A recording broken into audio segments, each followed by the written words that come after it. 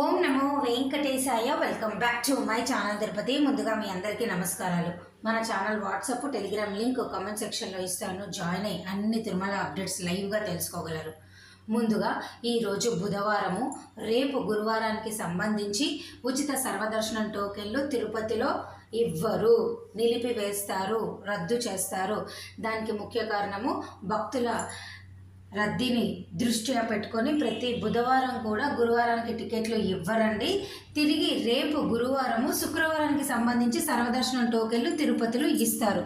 ఈ ఒక్కరోజు బుధవారము సర్వదర్శనం టోకెన్లు గురువారానికి ఇవ్వరు.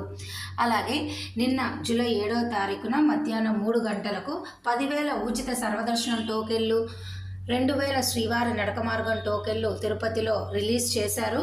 సాయంత్రం 4 గంటలకల్లా ఈ టికెట్లన్నీ కూడా పూర్తిగా అయిపోయాయి.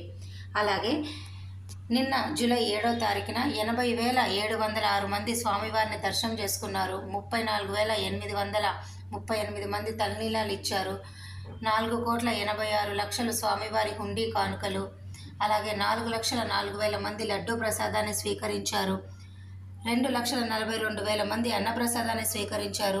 3,125 మంది మెడికల్ ట్రీట్మెంట్ని పొందడం జరిగింది. ప్రస్తుతానికైతే ఈరోజు జూలై 8 భక్తుల రద్దీ ఎక్కువగానే ఉంది. అన్ని కంపార్ట్మెంట్ల భక్తులతో నిండి శిలాతోరణం వరకు కూడా క్యూ లైన్ పొడిగించబడింది. 24 గంటలు దర్శన సమయం పట్టే అవకాశము, ఎటువంటి దర్శన టికెట్ లేకుండా ఫ్రీ క్యూ లైన్లోకి వెళ్ళిన వాళ్ళకి ఉందండి. సర్వదర్శనము, శ్రీవారి నడక మార్గం టోకెన్లు ఉన్న వాళ్ళకు 5 నుంచి 7 గంటలు పట్టే అవకాశం ఉన్నది. 300 రూపాయల టికెట్లు, 500 రూపాయల టికెట్లు ఉన్న వాళ్ళకు దర్శనం అనేది మీకు 3 నుంచి 4 గంటలు పట్టే అవకాశం ఉన్నది. ఇక ఈరోజు ఏ టికెట్లు లేని వాళ్ళు దయచేసి ఫ్రీ క్యూ లైన్కి వెళ్ళండి.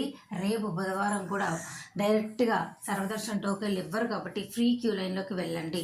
మరిన్ని సమాచారం కోసం మన ఛానల్ని రోజు ఫాలో అవ్వండి.